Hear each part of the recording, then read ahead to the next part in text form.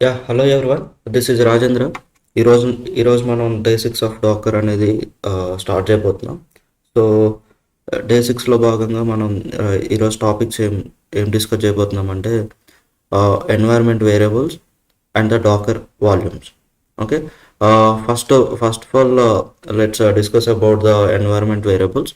Environment variables అంటే ఏంటంటే like there is a set of variables which is not able to hard coding the variables in the programming level అండి.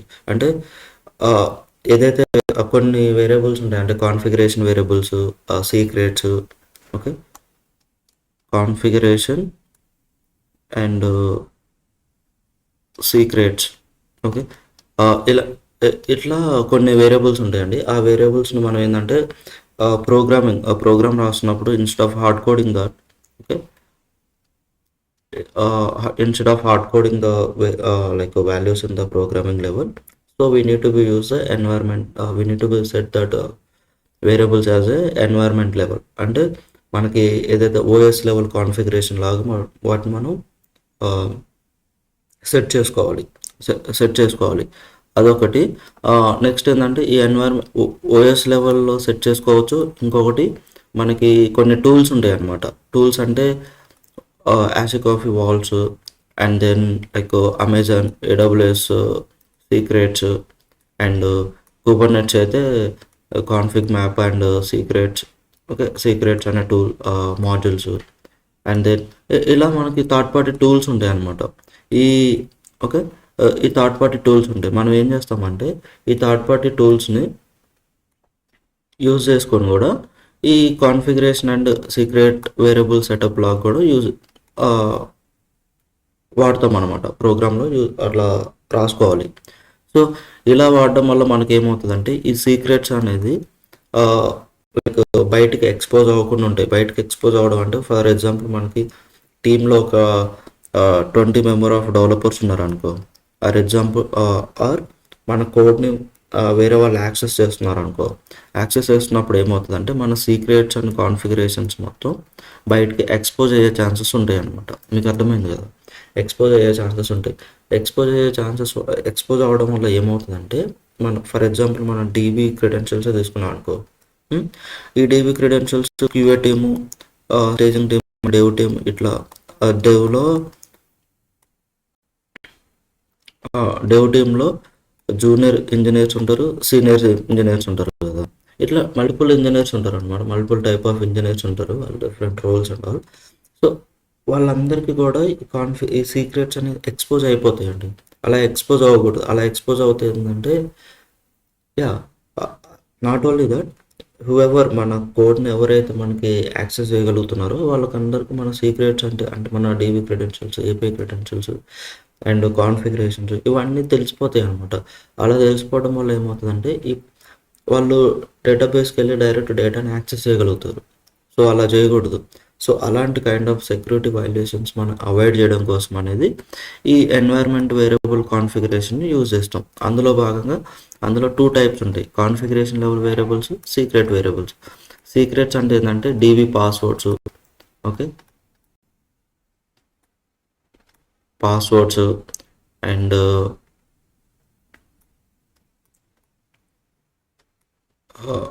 API keys and ఇంకా కొన్ని secrets. ఇవన్నీ మనకి ఏమొస్తాయి అంటే సీక్రెట్స్ కింద వస్తాయి అనమాట. Okay, which you feel something is a secret variable, so all these things will be going under the secrets. కాన్ఫిగరేషన్లో ఏమొస్తాయంటే ఈ configuration level variables like ports and like host names and then like what are for example defined values అనమాట. Values app1, app2 and like debug mode and okay, debug mode and some configuration level variables అన్నీ మనకి ఇందులో వస్తాయి అనమాట. Okay, మీకు అర్థమైంది కదా? 2 types of variables ఉంటాయి environment variables. One is a configuration level, one is a secret level. Okay, secret level అంటే ఏంటంటే మనకి which is confidential information. Okay, like DB passwords and API keys, those things, అవన్నీ మనకు secrets కింద వస్తాయి. Configurations కింద ఏమొస్తాయి అంటే which is configurable kind of variables like IPs, IPs and some what debugging, and also like some variable level configurations, like some of the service the data has been sent to that service or not, is configurable, is data sent, this kind of configuration variables అన్ని ఇందులోకి వస్తాయి అన్నమాట.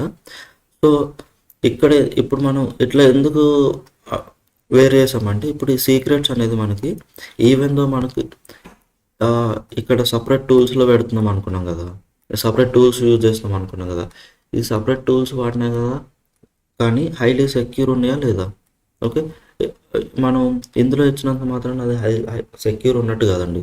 ఇక్కడ ఏంటంటే మనకి సీక్రెట్స్కి స్పెషల్గా ఈ tools ఏం ప్రొవైడ్ చేస్తాయంటే ఎన్క్రిప్షన్ అల్గారిథమ్స్ ప్రొవైడ్ చేస్తాయి. ఓకే, ఎన్క్రిప్షన్ అనే దాన్ని ప్రొవైడ్ చేస్తాయి అనమాట. ఎన్క్రిప్షన్ అంటే ఏంటంటే like small cyper text protocol, like yeah encrypt చేసి పెట్టేస్తాయి ఆ సీక్రెట్స్ మొత్తం, మనం ఎన్క్రిప్ట్ చేసి పెట్టేస్తాయి. ఎన్క్రిప్షన్ అంటే ఏంటంటే నార్మల్గా మనకి ప్లెయిన్ టెక్స్ట్ ఉన్నదాన్ని ఓకే సైపర్ టెక్స్ట్లో కన్వర్ట్ చేసి పెడతాయి అనమాట.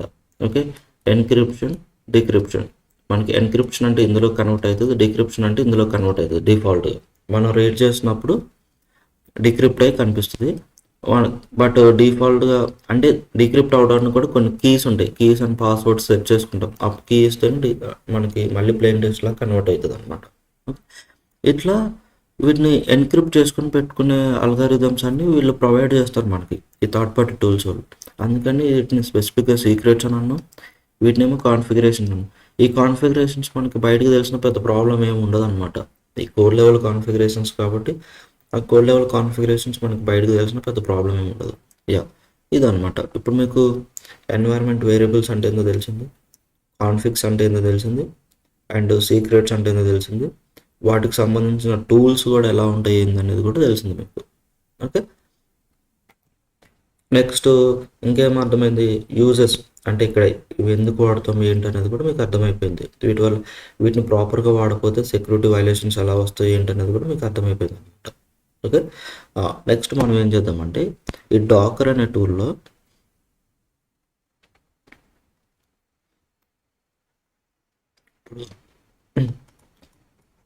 డాకర్లో ఈఎన్విస్ని ఎలా యూజ్ చేస్తాం అనేది చూద్దాం. ఈ డాకర్లో ఈఎన్విస్ని అనేది 2 టైప్స్ యూజ్ చేస్తామండి. ఒకటేమో -e, ఇంకోటేమో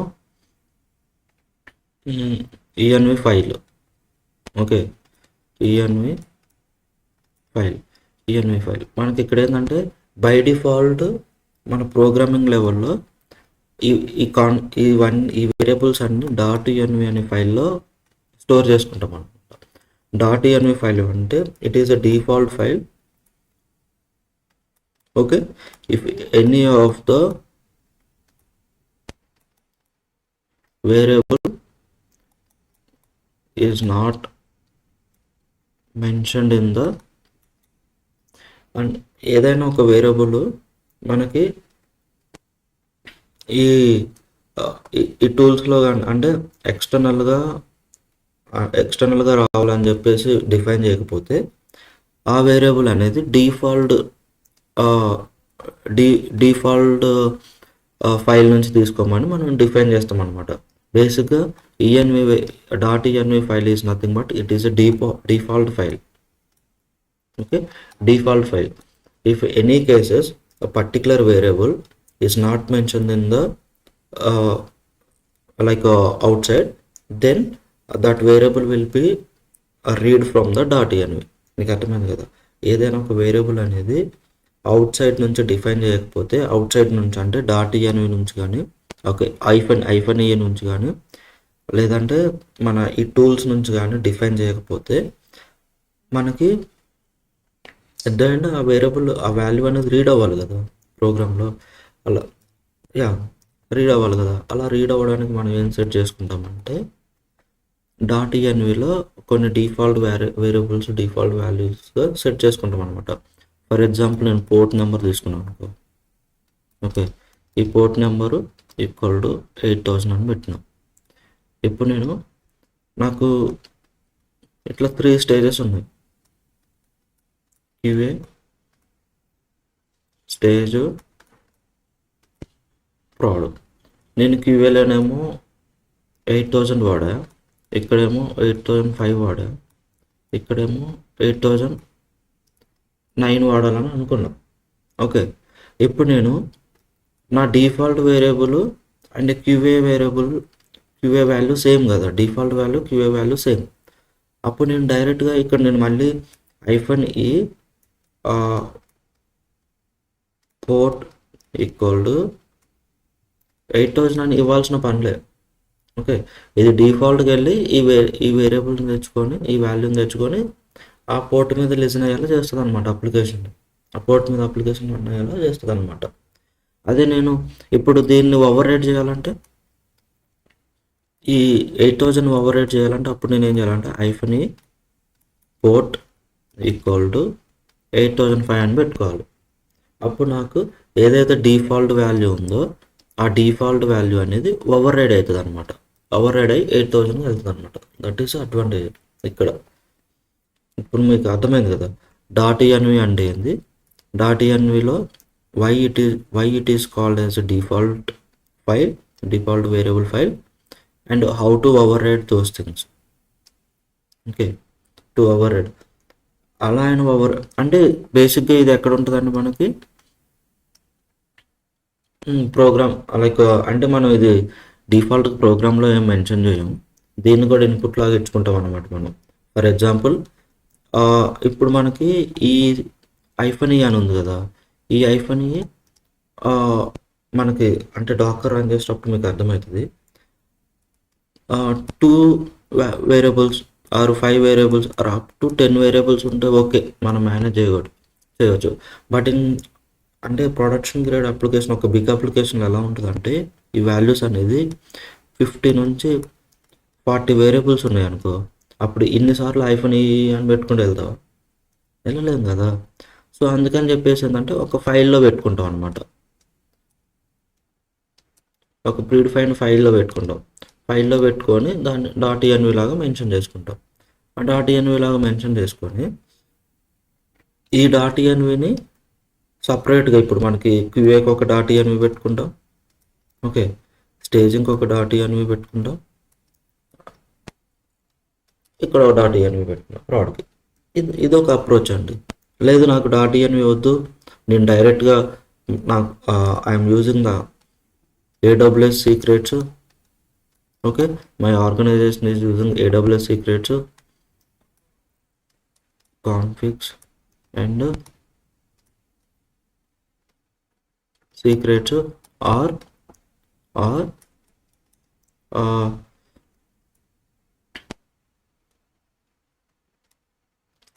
copy vault. Okay, or my organization is using vault application. అప్పుడు నువ్వేం చేస్తావు, డైరెక్ట్గా ఇక్కడే మెన్షన్ చేసుకుంటావు ఈఎన్వీస్ అన్నీ. ఓకే, ఈఎన్వీస్ అన్నీ ఇక్కడ మనకి డిఫరెంట్ స్టేజెస్ లాగా ఉంటాయి అన్నమాట. ఓకే, దానికి అంటే అక్కడ ఎలా డిఫైన్ చేస్తాం వాటన్నిటికీ క్యూఏకి క్యూఏ స్టేజ్ ప్రాడ్ ఇట్లా పెట్టుకుంటాం.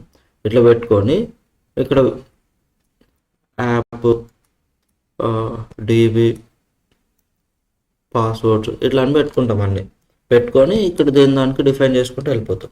డైరెక్ట్గా వీటిని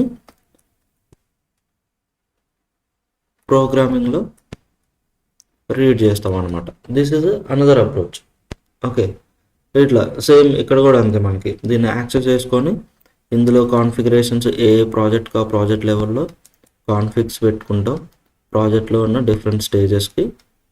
ఓకే, క్యూఏ స్టేజ్ ప్రాడ్ అని పెట్టుకొని వేరియబుల్స్ అనేది మెయింటైన్ చేసుకుంటాం అనమాట.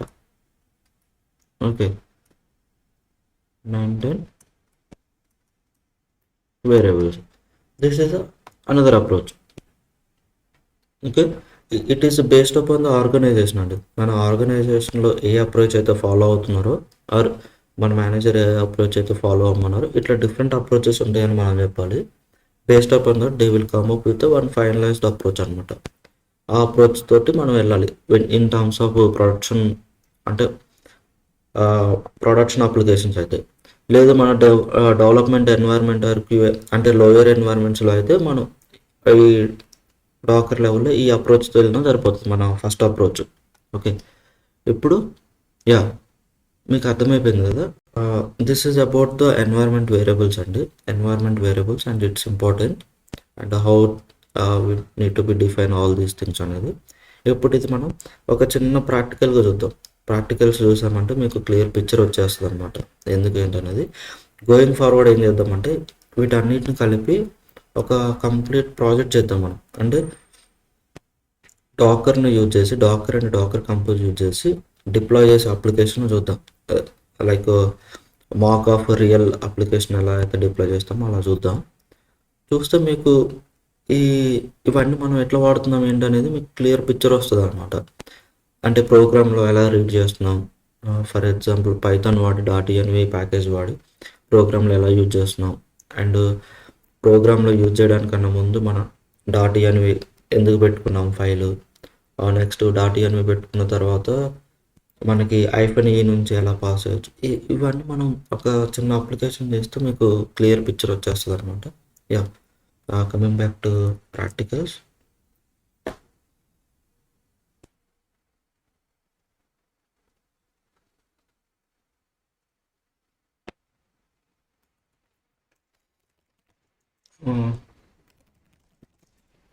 ప్రీవియస్‌గా మనకి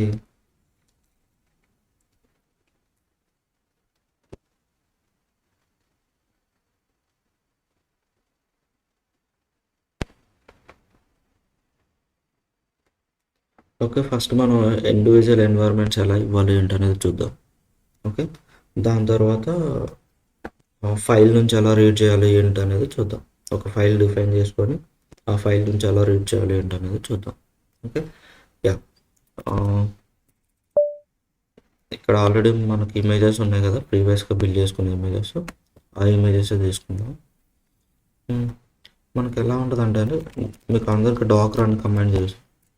ఆల్రెడీ ఇది ప్రీవియస్ వీడియోస్‌లో చూసినాం. If you have any doubt you can go and అంటే ఇది మీకు తెలియకపోతే డాకర్ మన ఈ సిరీస్‌లోనే సెకండ్ వీడియోలో ఉంటుంది. Docker file and image and containers.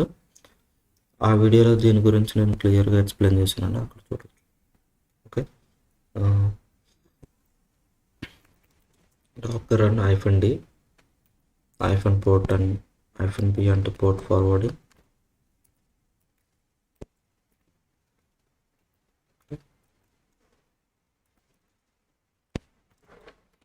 ఇవన్నీ ఎక్స్‌ప్లెయిన్ చేశాను మీకు ఆల్రెడీ. ఎలా ఇవ్వాలి ఏంటనేది. -i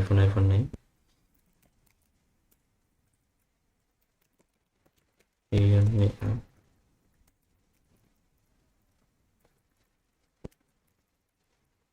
Okay. env app and now I will give -e with the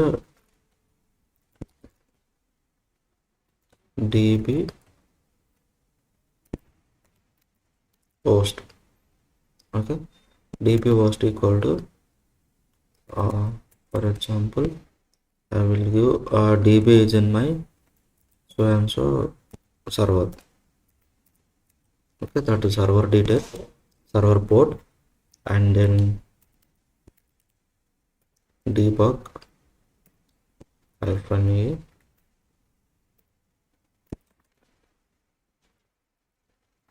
debug equal to false, and then -e yeah any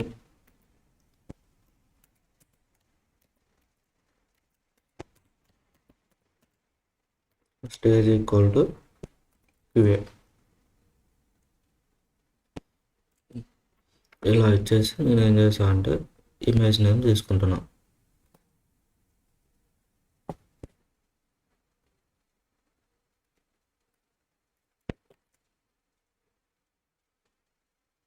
okay, image name తీసుకొని దీన్ని run చేసాను. ఇప్పుడు మనకు చూసారా రన్ అయిపోయింది. ఇప్పుడు మనం వాటిని లిస్ట్ అంటే ఇప్పుడు ప్రాపర్గా అవైలబుల్ లేదా అనేది చూడాలి కదా. సో ఎన్వైర్మెంట్స్ ఏమున్నాయి ఏంటి అనేది కూడా మనం ఇన్స్పెక్ట్ చేసి చూడొచ్చు అనమాట. Inspect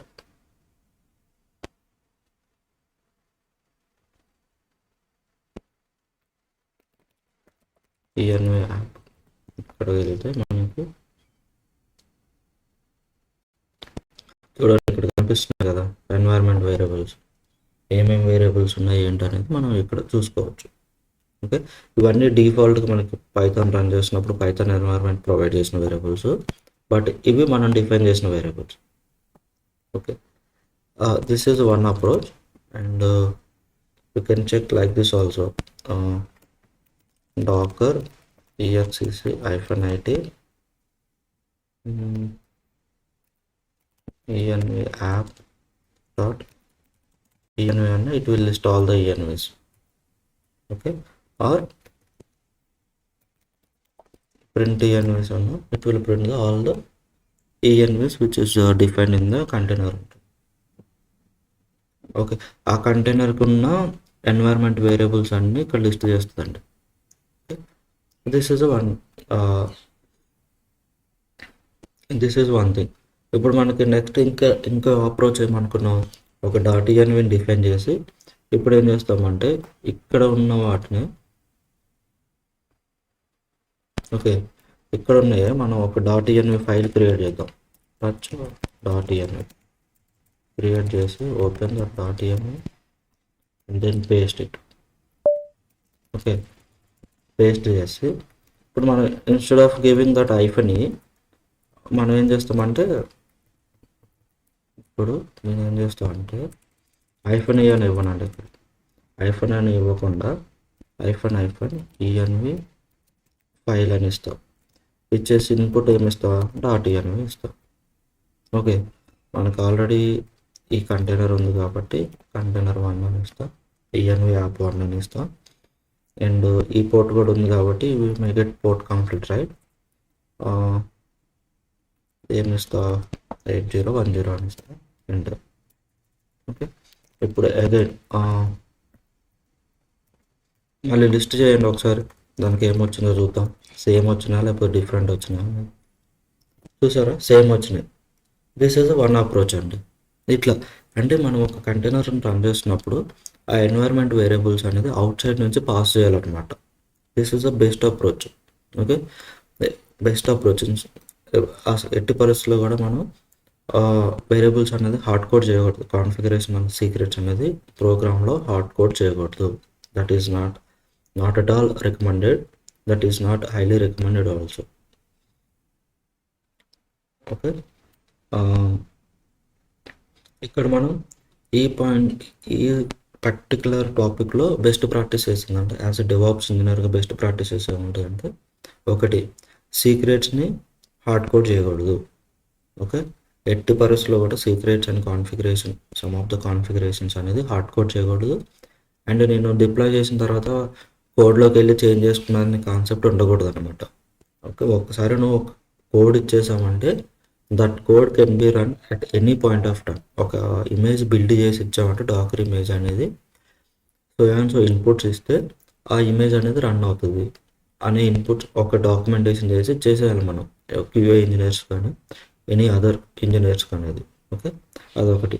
next, use .env file as a default configuration file for running the lower environments. Application need to B run in the lower environments. Lower environments అంటే ఏంది, nothing but QA, stage, pre proud and integration server, ఇలా lower environments ఉంటాయి కొన్ని. వాటికి మనం .env తోటి వెళ్ళొచ్చు అనమాట. ఇన్ టర్మ్స్ ఆఫ్ ప్రొడక్షన్కి వెళ్ళేసరికి సీక్రెట్స్ కాన్ఫిగరేషన్స్ అనేది డిఫరెంట్గా మెయింటైన్ చేసుకొని సీక్రెట్స్ అనేది మనం ఎన్క్రిప్ట్ చేసుకొని పెట్టుకోవాలి. ఓకే, అండ్ కాన్ఫిగరేషన్స్ అనేది ఒక పాస్వర్డ్ సెటప్ చేసుకుని ఆ పాస్వర్డ్ ఆ సీక్రెట్ కీ మెయింటైన్ చేసుకుని ఆ కీ ఉంటేనే కాన్ఫిగరేషన్స్ అనేది రీడ్ అయ్యేలా పెట్టుకోవాలి.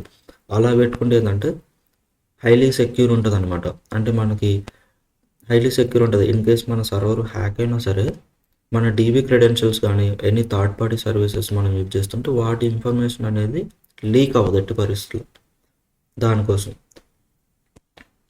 ఓకే. ఇందాక మీకు చెప్పినట్టు కుబర్నెట్స్లో అయితే డాకర్ కాన్ఫిగ్ అండ్ సీక్రెట్స్ వాడాలి, స్వామ్లో అయితే సీక్రెట్స్ వాడాలి.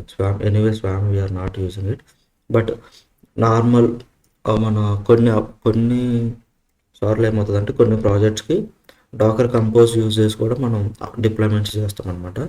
ఆ టైంలో ఏంటంటే ఈ అప్రోచ్లో వెళ్తే సరిపోతుంది. మనం ఈఎన్వి ఫైల్ పెట్టుకొని తీసుకున్న అప్రోచ్లో వెళ్తే సరిపోతుంది. ఆర్ఎల్స్ ఎనీ వాల్ట్ కానీ ఎనీ అదర్ టూల్స్ వాడుకొని కూడా మనం చేసుకోవచ్చు అనమాట. Yeah, this is about the ENV variables guys. Next వీడియోలో మనం డాకర్ వాల్యూమ్స్ గురించి చూద్దాం. Because I feel like video అనేది లెంతీ అవుతుంది అనిపిస్తుంది.